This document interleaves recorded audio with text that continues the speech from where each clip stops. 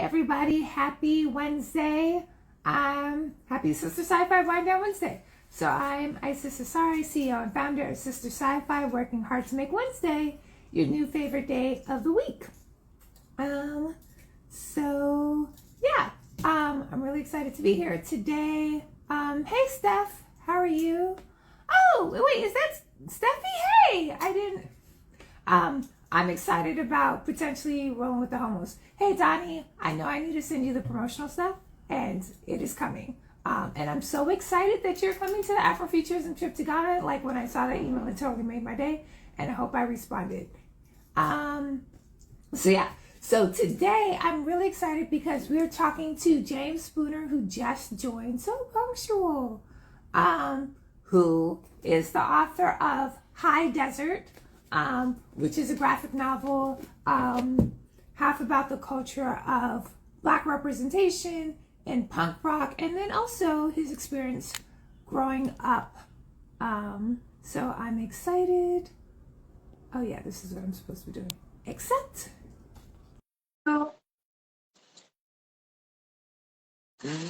yes, thank you for tagging along with those.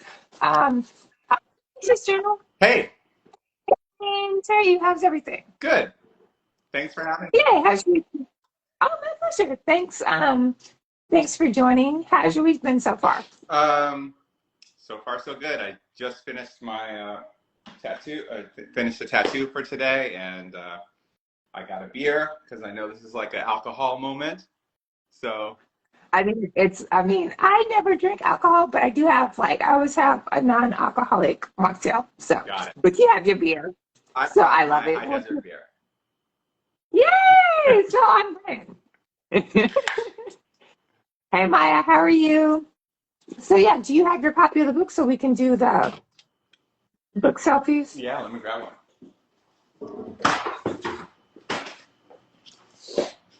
Sorry. What are we doing? Just book selfies, just like this is High Desert for folks who don't know. And I don't know, haven't seen it and so forth. I just like holding it up, and it just makes me happy. Oh, look at all these people who have joined. Yeah. Yes. It'll be fun. It'll be really interactive. So for folks on the chat, I'll pause here and ask you, who has heard of and or read High Desert? And also we're mostly a science fiction crowd, so it's like the numbers low, James. It's not reflective of HarperCollins marketing. It's more reflective of what Sistah Scifi people read. Mm-hmm. And so I know there's a little bit of a delay on Instagram Live, so I'm giving people time to, one, hear the question, and two, respond in the chat. So if you've read High Desert and or heard of it, just say yes in the chat so I get a sense of how familiar we are with the work. I don't see any yeses yet, which is great. So this is a great time. James, tell us about the High Desert. Yeah, okay, so I actually recognize a couple people there, Lawrence and Punk Rock Docs. So the High Desert is my memoir. It's my 8th grade memoir about the first year that I found punk. I grew up in this small desert town in Southern California, and me and this kid were the only two Black kids in the scene, and it was otherwise littered with Nazi skins, and that was kind of our welcome to the scene. Now fuck off,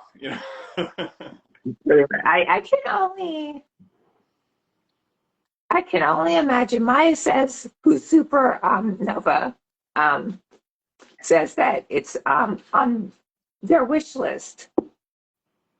And I'll be fully transparent. I read really slowly. So these are not questions of someone who's read the book, but I'm excited to do it. So how did finding punk rock change your life and your experience growing up? I mean, I would be a completely different person if I didn't have punk rock in my life. I mean, from basically every moment of my life since I was 13 has been somehow dictated by, in reaction to, and formed and challenged by punk rock. So what is covered in this book is just me at 13, and it's just me like finding the scene, trying to figure out what it means, like being connected to the music on this kind of superficial level and like aesthetically, but really like wanting to be part of something, part of a community, and specifically part of this community. And unfortunately, where I lived, there were a lot of kids that were making me feel unwelcomed, to put it lightly. And, so I had to do my own kind of journey to find what like the magic and beauty of DIY, the do-it-yourself movement, and the power, the empowerment that comes from, that's encouraged by punk, for kids. But it was these experiences of, whether it was like Nazi skins in the desert or more like microaggressions happening in New York City and in the surrounding suburbs, that caused me to later react in making the Afro-punk documentary. And then in that reaction, I brought all of these people along with me through the film, through the screenings, through the liberation sessions, through the early festivals, and now it's obviously grown well beyond me. But even the kids who are part of the younger generation, because the film came out 20 years ago, so there's 20-year-olds who were just born, so there's a whole other generation, several punk rock generations of kids who hear about Afro-punk and were like, oh my God, that's for me. And then they go and they're like, oh my God, this is not for me, and then create their own thing, so they're reacting to my reaction, Yes. And that's what punk rock is. It's just like, we're nothing if not reacting, Like reacting, and I think it's like a constant creation. I think your relationship to punk rock parallels my relationship to science fiction. Like, I think part of the reason why I started Sistah Scifi is that science fiction is a place where there weren't a lot of Black people, and definitely not a lot of Black women. But for you, I get this question a lot about science fiction. Why punk rock? Like, there are lots of genres. It could be lots of different mediums. Why punk rock? I mean, the heart wants what the heart wants, and how can we say, I think if I'm trying to like really nail down who I was at 13 years old, I was a kid who moved a lot, who didn't really have like strong friendships, bonds, I am, my parents were divorced and I didn't have a strong relationship with my dad. I lived in this shitty desert town that just didn't have much opportunity and choice for things for kids to do. And puberty, like, it's just like, as a new kid at school, it's just like mix it all up, and it's hearing people scream about their problems like made sense to me.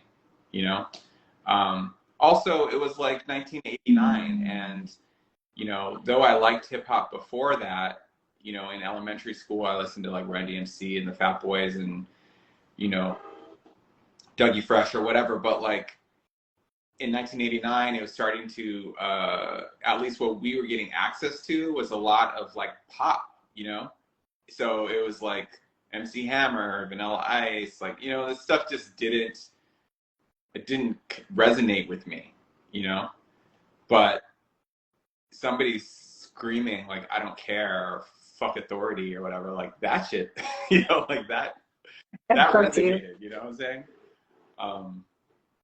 But like I said, I think the heart wants what the heart wants, and you know, I'm sure you caught wind of some sci-fi, and it was just like, this is it, right?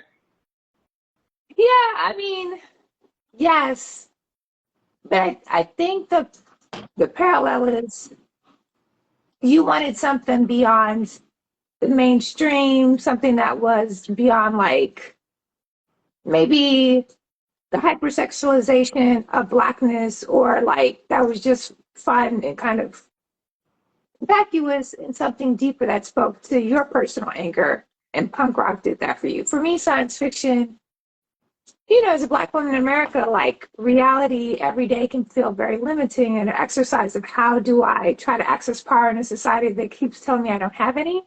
And science fiction allows me to look at themes and look at stories that say, like, we can all be really powerful, right? Which I think was parallel to like what you were experiencing in punk rock music.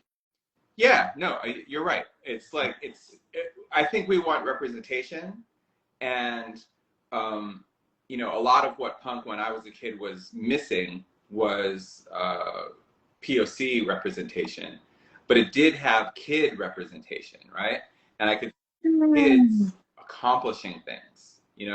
I could when I was 16, I put out a zine, and I was like newly vegan, and I was really like passionate about it, and I would like write these terrible articles.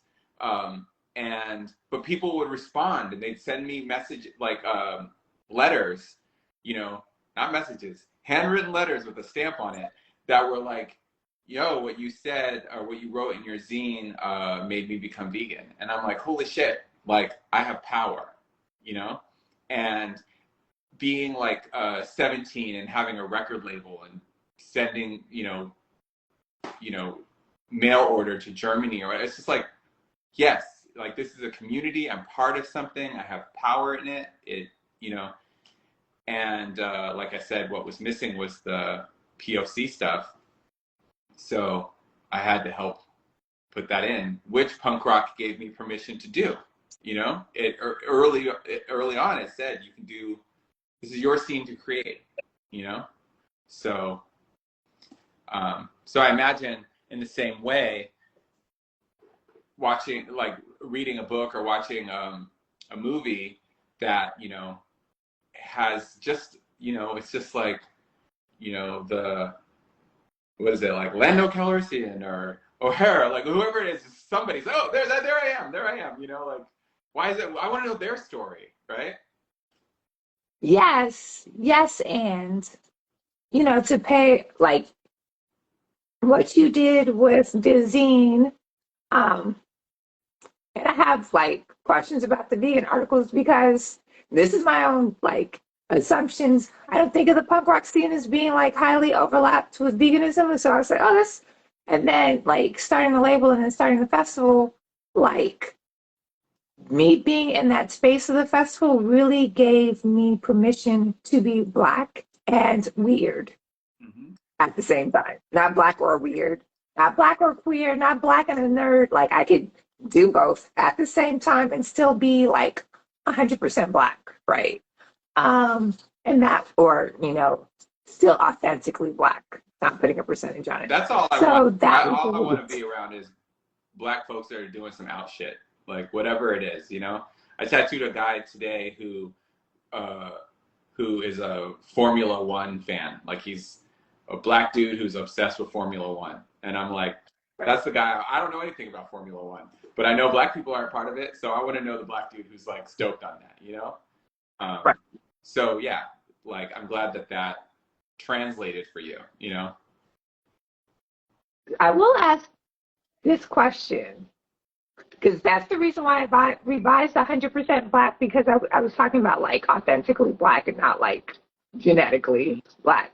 So how did your experiences growing up in like your parental heritage in fact impact your cultural identity?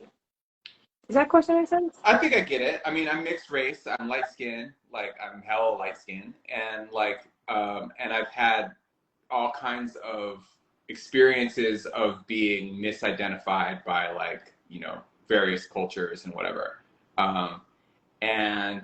You know, I was mostly raised by my mom in like this, I'm not gonna say mostly, I was raised by my mom in this like mostly white environment until I was 14. So,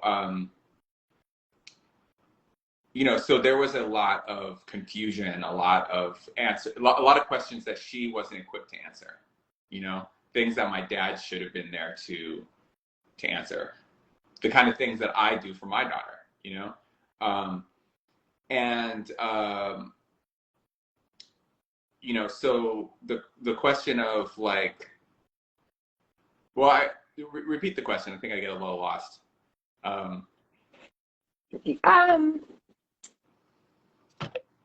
So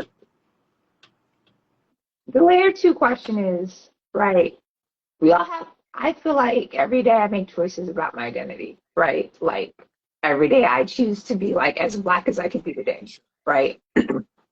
As first generation Ghanaian as I choose to be today. And those are choices, right? Like I'm removed from Ghana, it doesn't have to show up every day, right? So like what about being mixed race made you choose to like being Black is going to be a large part of my identity? Because Okay. you know, yeah.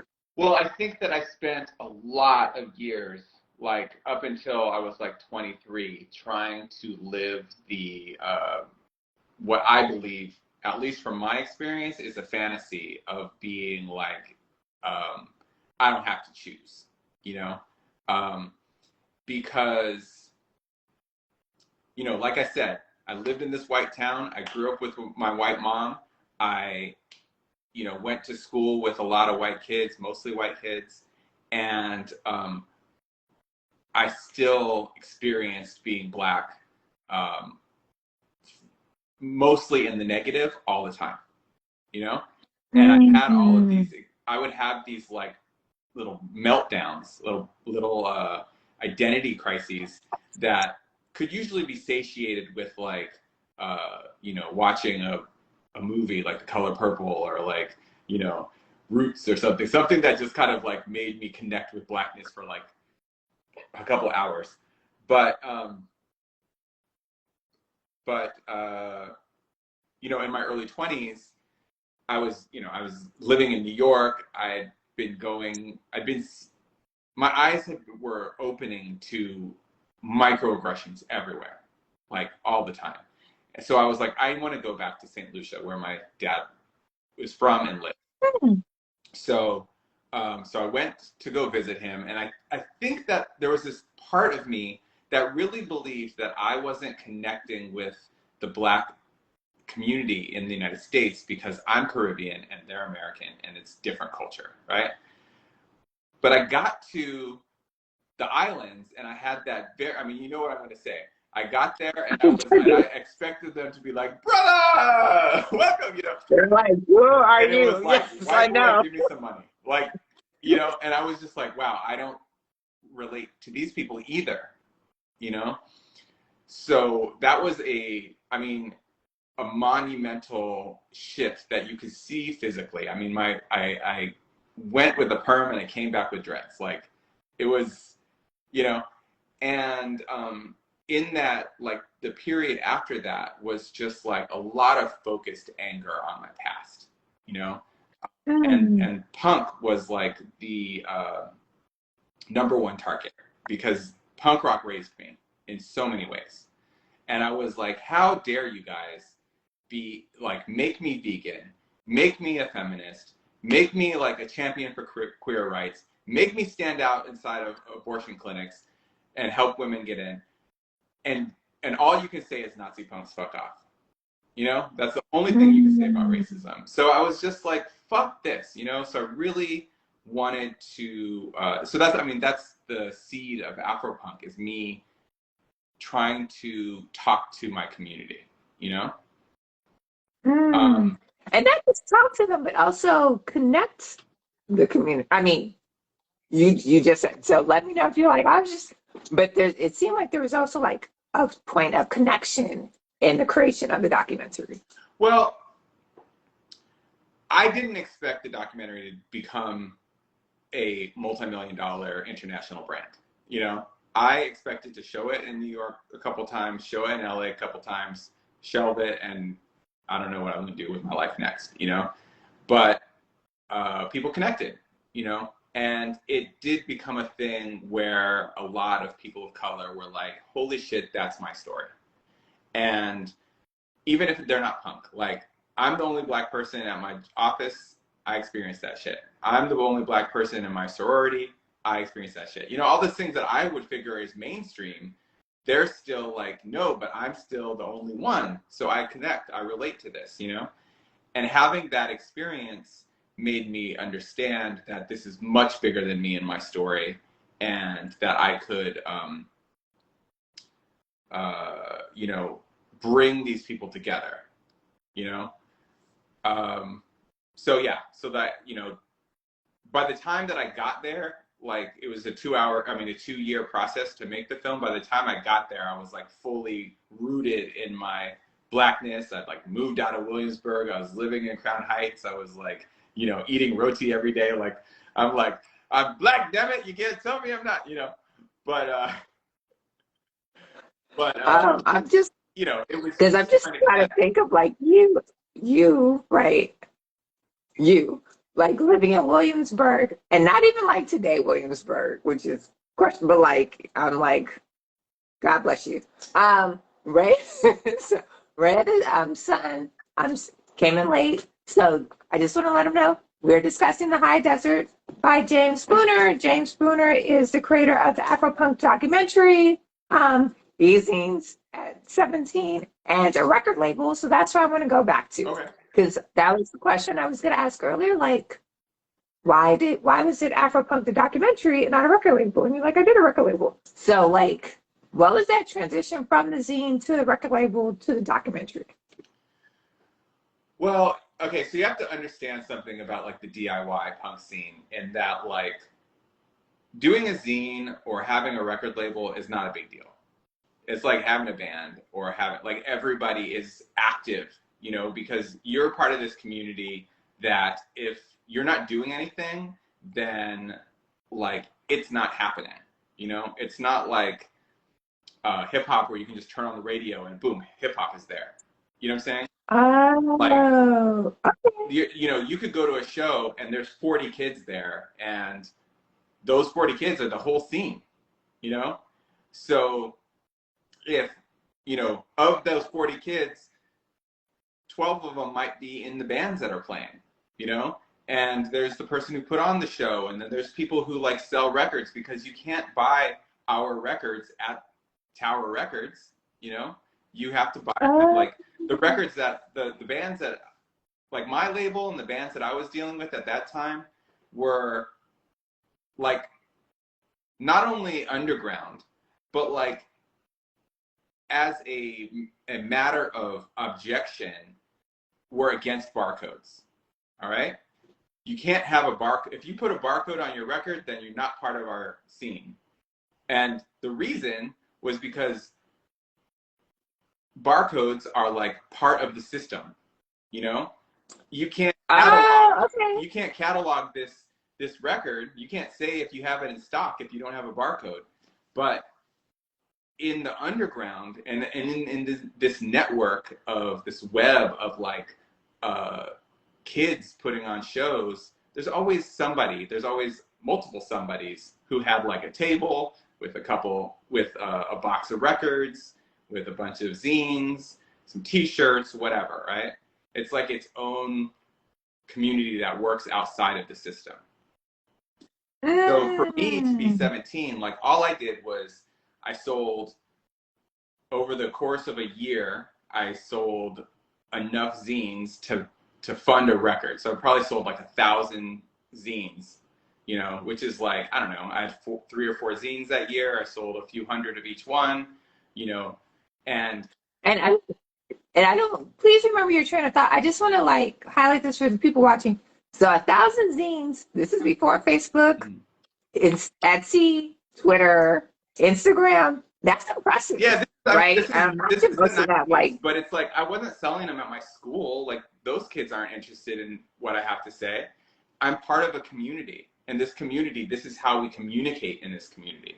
You know, there were all kinds of awesome things like whenever someone would send you a letter, they would always put glue on the top of the stamp. Why? Because you could take the stamp, you could soak it in alcohol, all the ink comes off, and then you could reuse the stamp. And like the whole community was doing this. So one stamp could go 20 times, you know?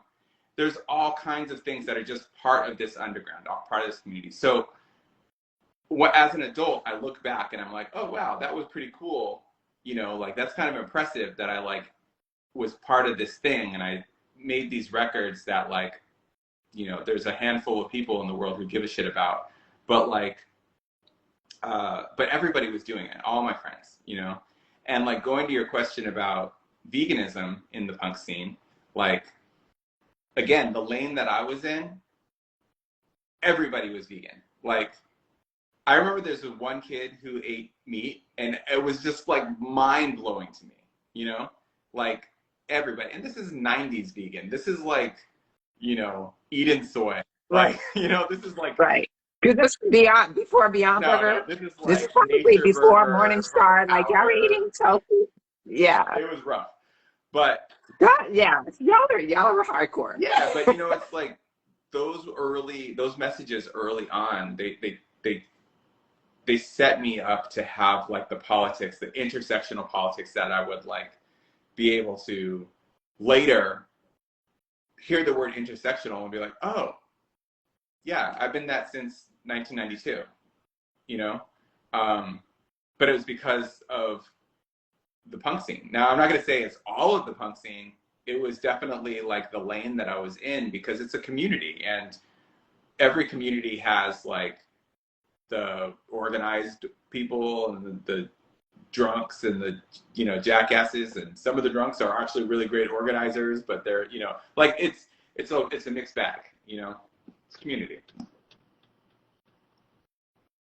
Yeah. So it's a DIY culture of creators. So not just we're making stuff to make stuff. Y'all are not like crocheting stuff. Y'all are like making art. So then what was the process to like do the documentary? Was it like this needs to be archived? Were you like, I just want to get into a film festival? Like, what was that process?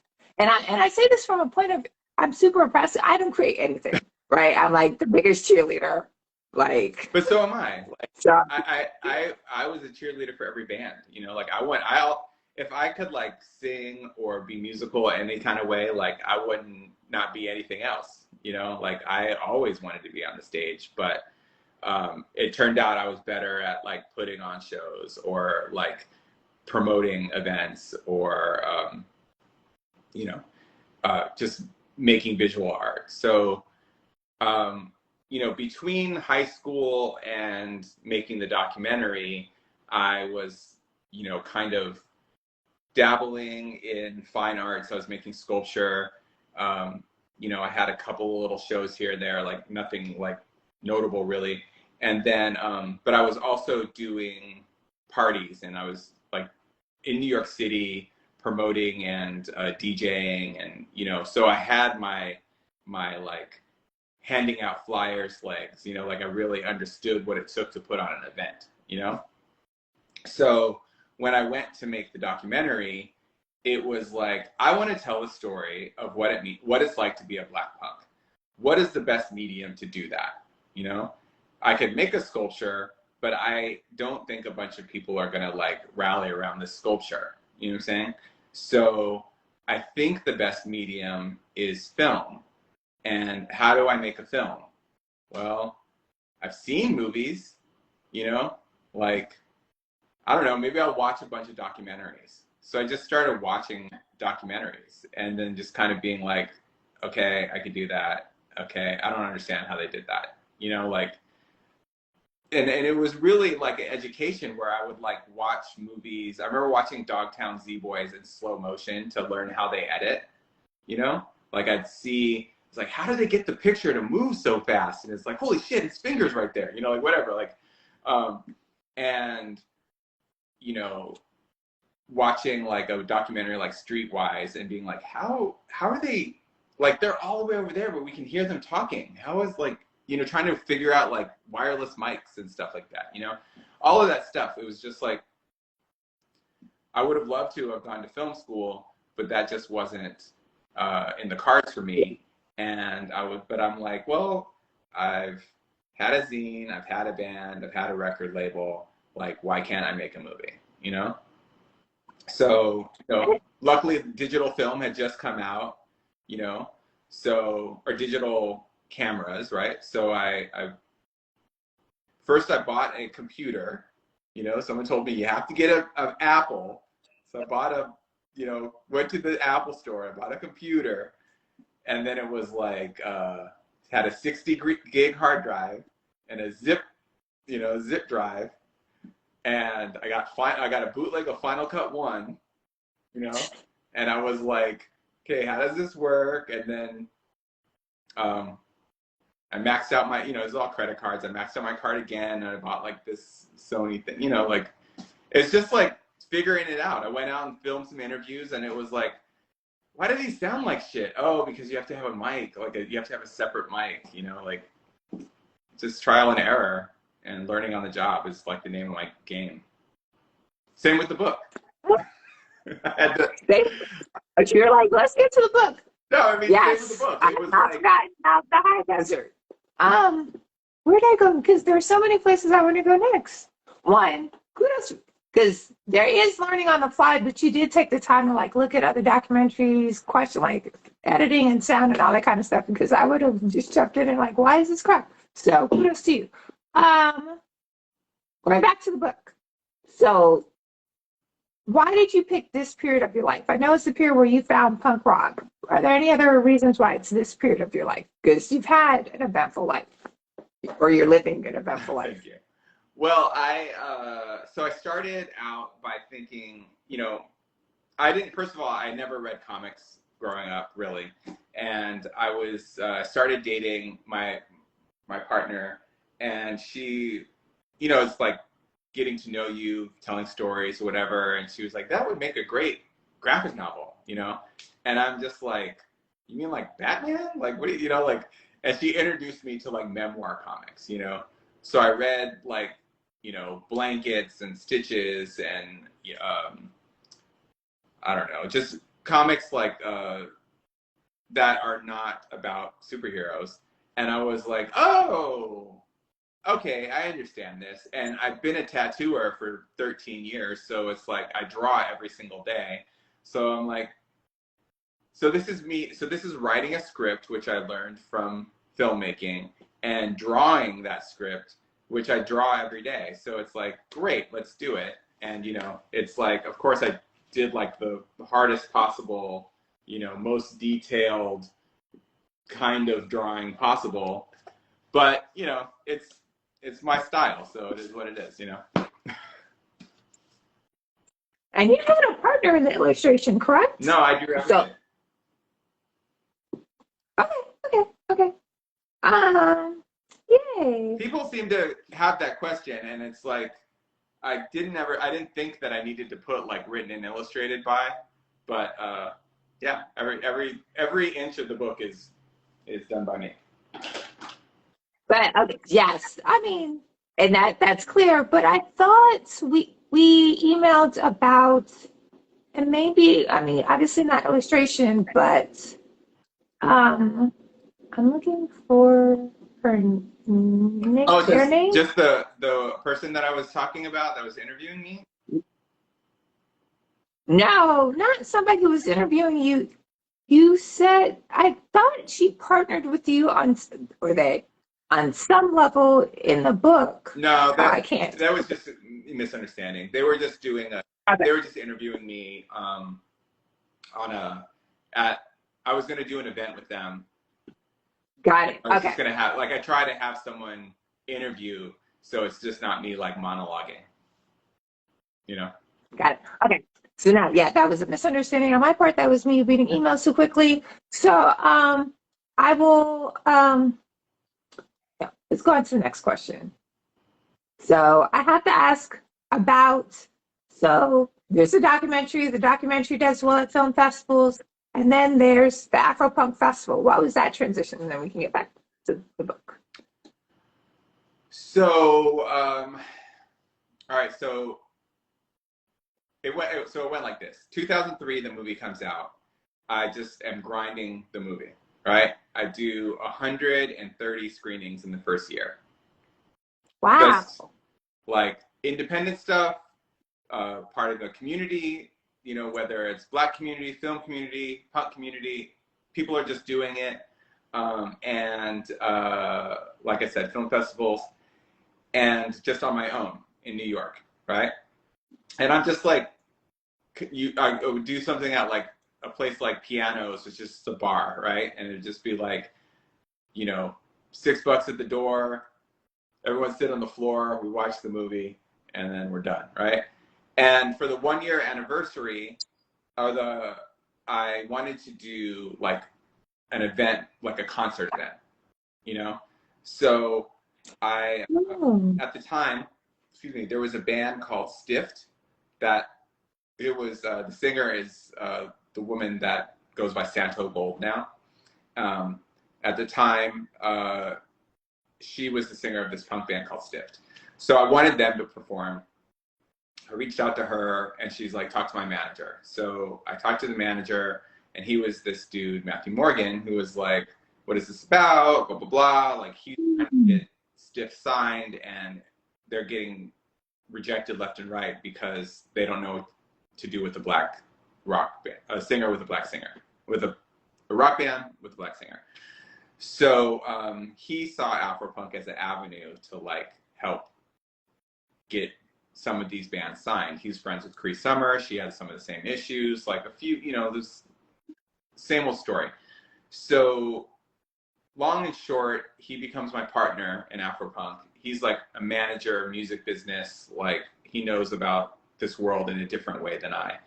And we started doing events. So we started with the Liberation Sessions, which was 3 bands, the film, 3 bands. We'd have another floor that was like house DJs and stuff. So it was kind of like a mix of like funky Black people coming in and out, you know? At the same time, the message board, the Afro-punk.com message board was popping off for the rest of the country, you know, people who weren't in New York. And basically they wanted to meet each other, you know? And at the same time that they were talking about doing a meetup, I had just done a sold out show at BAM, Brooklyn Academy of Music, for Afro-punk. So I reached out to them and I was like, hey, could I rent a theater? Because I didn't make any money on these festivals and I just had a sold out show. Like I could pay my rent, you know? So they were like, well, we can do you one better. How about we do an Afro-punk film festival? And I'm like, well, what would that mean? You know? And it would just be like, you know, we'll just do like out of the box Black films, like, you know, whatever you think, or, you know, we'll help you, but like whatever cool Black films you want to do, you know, and we'll center it around Afro-punk, which was like awesome. So, well, if we're going to do that, then we might as well also have shows like concerts. So the Afro-punk weekend was born in 2005. And that was 4 days of films, 3 nights of concerts, and Afro-punk picnic, which was just an impromptu picnic in Fort Greene. It went like that for 3 years, and some of the best times of my life, amazing. Then I moved to LA, so I was trying to like get the film thing going a little bit more, and Afro-punk shifted. I wasn't as involved. I was involved every day, but we couldn't do liberation sessions because I wasn't there. So it became more about like South by Southwest, CNJ, you know, these more established kind of events. And it became about getting sponsorship so we could do like an outdoor free all ages event, you know? which sounded great on the surface, but there were just all these crazy compromises that had to be made. And at the end of the day, at the end of that festival, the fourth one, which like was like Janelle Monáe and like it was dope in a lot of ways, but it was also whack in a lot of ways. And it was I walked away feeling like I was just there to sell Mountain Dew, and that's not why I started this. Like I wanted to build a community, and we were no longer thinking about the community. We were thinking about how to make how to please our sponsors so we can get more money next year. So I left, and then the festival, with me out of the way, and it's just like, all right, CeeLo and all these people who don't have anything to do with punk or rock or anything. I don't begrudge 20. Like I said, I went through a long mourning period of like whatever, but I don't. It's like I see Afro-punk for what it is today, and it's a festival like any other festival, but it's geared towards Black people, and it makes a lot of people happy, so that's fine. Yeah, I mean, I guess I'll say this and you can be like, that's bullshit, ISIS, and I'll take that too. But I mean, that's part of the risk, like a creator and an artist takes. Like you make something, you give it to the world, and there's a lot of things the world can decide to do with that art. And sometimes it's 100% aligned with what you thought of as a creator. Sometimes you're like, that is not what I intended. Yeah, I mean, but that is a really passive, like, oh, victim, like, oh, this happened to me. Like, I sold out in like a ton of ways, like I made choices. I allowed myself to, I weighed stuff out, and I was like, Toyota sponsorship versus this like change they want me to make on the flyer, and I didn't feel good about it, but I made the change so that I could get the sponsorship, and like that is the definition of selling out. It was like I compromised my morals again and again for this money that, like, incidentally, I never saw a penny of. Like it went into the thing, and then it was like, oh well. So so I don't want to just be like, oh, I created this thing and it was taken. It was like things happened, and I was part of what happened. But I also got out when it was too much, and that was just the beginning. You know what I'm saying? So, yeah, no, I hear you. So today's Afro-punk is completely something different, but the thing that I always tell people is like, there's a happy ending for the underground here, in that punk rockers react, right? We kind of established that earlier. And I can tell you the names of like 10 people who went to Afro-punk, were so like disappointed in how unpunk it was, that they went back and they started their own thing. And so now there are all of these Black and POC punk festivals and collectives that are all in reaction, at least started off in reaction, but are now, like that's irrelevant. It's like, it's like, what's happening with Kim Kardashian today? I have no idea.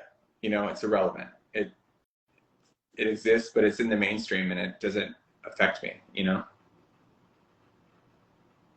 Right. So I tried to Google like Black punk festivals and thinking I would get a list, and I got something else. But KQED does have an article about Bay Area's beloved BIPOC Film Festival returns, so I dropped that in the chat. Yeah. Yes. So, and there are other resources, and I'll try to, like, when I share this, to include those Black punk festivals. I can give some shout outs right now. So there's Oh yes, Break Free Fest in Philly. There's Punk Black, that's centered in Atlanta, but they do events all over the country. There's Black and Brown Fest started in Chicago. I think it's now in San Antonio. There's also Chigonas in the Pit in San Antonio. There's Decolonize Festival in London. There's Decolonize Festival in Berlin. What am I missing? I feel like those are the big ones, but there's a lot of smaller ones that I am dropping right now. But nonetheless, it's like, you know, it's just the thing. Like, if these things didn't exist when if these things existed when I went to make Afro-punk, I wouldn't have need to make it. You know? Right. So, you know, I got what I want by giving punk something mainstream to say fuck you to. Right. You know? Yeah, which I think I said that this in the email communication, you started a global movement, which is exciting. So going back to the high desert, what has been the most surprising thing about the reception of the graphic novel thus far? And it came out earlier. My sense of time is really bad. Yes, in May. Okay. Surprising. I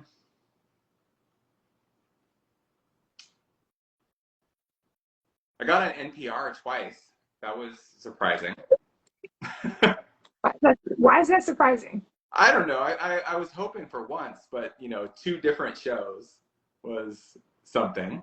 I don't know. I mean, like, I had confidence that the book was good.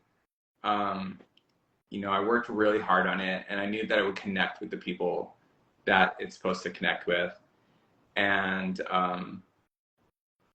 you know, beyond that, it's just like, I'm just doing the thing that I do. Like, I'm out on tour. I'm like, you know, I'm like, what? I've vowed to myself I was not going to silk screen any t-shirts. Like, I've had them made, you know, because it's just like, I'm too old to be doing the same shit I was doing when I was 14. Silk screening t-shirts. No silk screening t-shirts. But that was really my next question. So, you know, this is an evolution from the DIY punk culture, like when you were making your zine or had your record label, because this is, you know, a major international publisher, which I think is cool. But how do you feel about that? I would say this is not, The High Desert is not a punk book. It's a book about punk culture, you know? And the thing that separates that is because HarperCollins, who have been awesome to me, like, there's been zero, like, censorship of any kind. They, like, took the book that you're holding in your hand, which is the Ark, which I could have made, and they turned it into what I'm holding in my hand, which is like so high quality, like it blows that one away. It looks so nice. It feels so nice. It, like, I mean, I'm really, really impressed. Like, and you know, so they helped me elevate my work, and I feel like it's cool. It's fair. It's fine. I don't feel like anything salty. It's good. Great. Nothing salty at all. I would work with them again in a second. You know, but how did this collaboration come about? So you were just like, guess what? I'm James Spooner. I'm the shit. I'm gonna write a graphic novel. Publishers who want to come work with me, and HarperCollins is like that. We're the ones to do this. It wasn't as easy as that. I mean, same thing. I didn't know what I was doing. I didn't go to school for this. I have no industry connections or whatever. I chose an agent based off some recommendations that was a good agent for those people, but wasn't right for me. But I learned that through being pitched to the wrong people, having, you know, 20 or more rejections. I mean, I don't even care or count. It's just like, oh, they don't get it, whatever. But I would, it was a long road of like this, these people don't want it, and I always believed it would find its home. I just was like, maybe, like, agent, you're a great agent, but you might not be the right agent for me and this project. So, I broke up with her, and then I spent a year just like continuing to work on it. I mean, there's no hurry. I got when I get the deal, I get the deal. And then when the George Floyd uprisings happened, and everybody was, and like Starbucks is like, we're not racist, and like Aunt Jemima doesn't exist anymore, and Uncle Ben is like, got a new outfit on or whatever. Like, all of these things were happening, and I'm like, I'm gonna get a fucking book deal right now, So I like did some Google searching, and I looked for an agent who understood punk, who talked about punk or whatever. Oh. I was like, because my first agent was Black, but her limitation, I felt, was that she didn't understand punk in the way that I needed her to. Right. So I went ahead and I was like just reading agent interviews on whatever websites agents get interviewed, and I found I found five agents who mentioned punk or a punk band or something, and I just cold sent them a copy of what I had, which at that point was like 3/4 of the book, all of it written, 3/4 of it drawn, and I got three. I got one no. I got three yeses, and then I chose one, and then he was just like, "Yeah, I'll call a couple people," and then what you just said happened. Oh, but you picked the right agent. Like, let me make some phone calls. I got you. It was a three house auction, and it just was like, boom. Wow. The right people do the right thing. Like, that's the value of like having a good team. I'm learning, I've never had like a team, but yeah, like he's somebody who knows exactly who to reach out to, and in a week, and this got it done. Yeah, it was done. So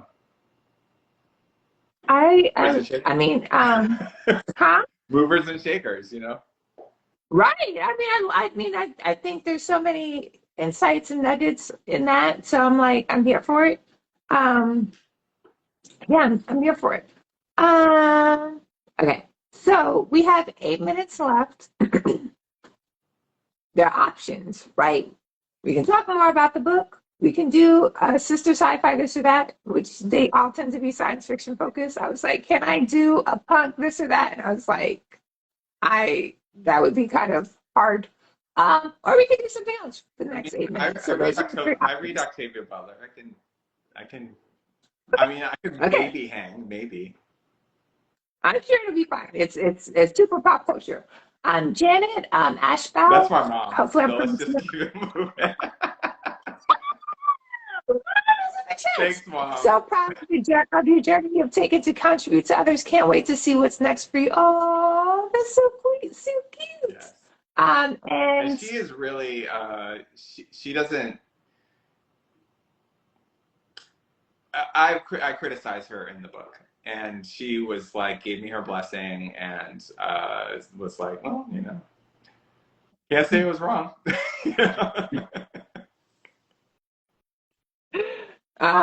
She was open to feedback, and that's great. And then Nam Rasul said, thank you.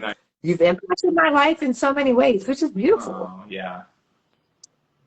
Thanks, Joe. Yeah, I love it. And we've just met, but you've impacted my life in so many ways, so thank you. So, okay, this or that. So, first one is Black Lightning or Luke Cage. These are both. I know who Luke Cage is, so I'll have to go with him.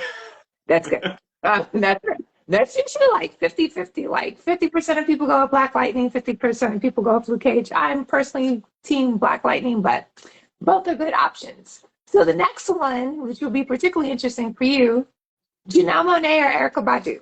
Janelle Monáe. Okay. Great. And that's also another 50-50 question. The next one. Eartha Kitt Catwoman or Holly Berry Catwoman? Eartha. There is a right answer for this one. Eartha. Yay! Oh, you did great. And what is the last thing?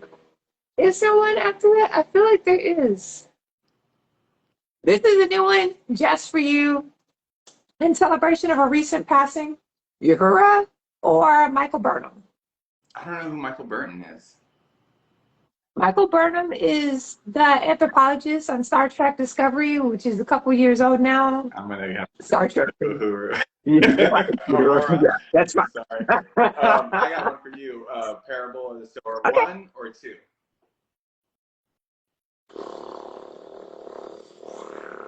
So part of me wants to go Lilith Fruit. It's like that. Those are not the two options. So I will go with Parable of the Sawyer. So if you have not read Parable of Talents, I'm going to dash a little bit of hope. So at least Parable of the Sawyer was hard and difficult, but like for me as a reader, there was so much hope at the end. It's like they made it to safety, you know.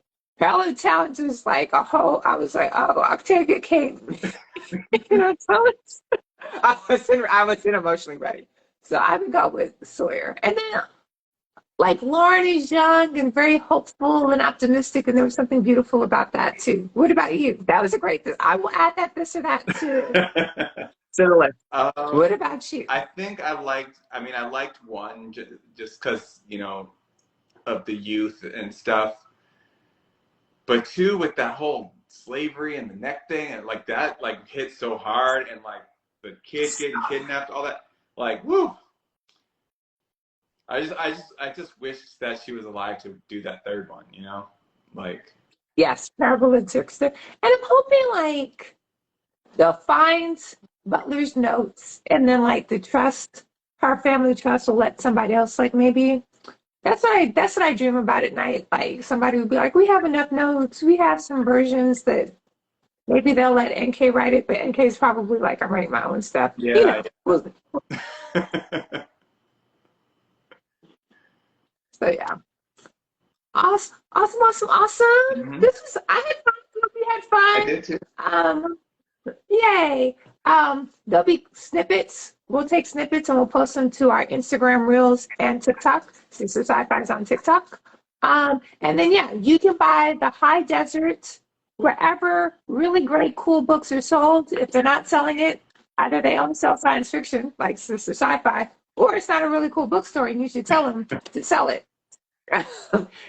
James, is there a place that you would prefer people to buy The High Desert? Do you have a preference? You like just buy it anyway? Yeah, it doesn't matter unless you're buying it directly from me. It doesn't matter. It all, you know, it all ends up being the same for me. So.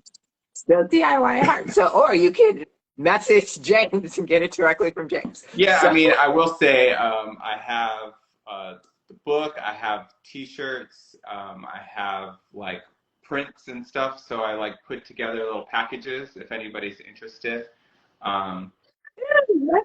let's Google that. I haven't actually like. I don't have like a. It's on like Instagram. I have to actually put up. There's pictures of like the skull shirt that is on my Instagram, and the various posters are in there. So I have to actually put together like a package, but I've been doing so many events that like it's in person has been very easy for me, you know. But I will ship. Okay.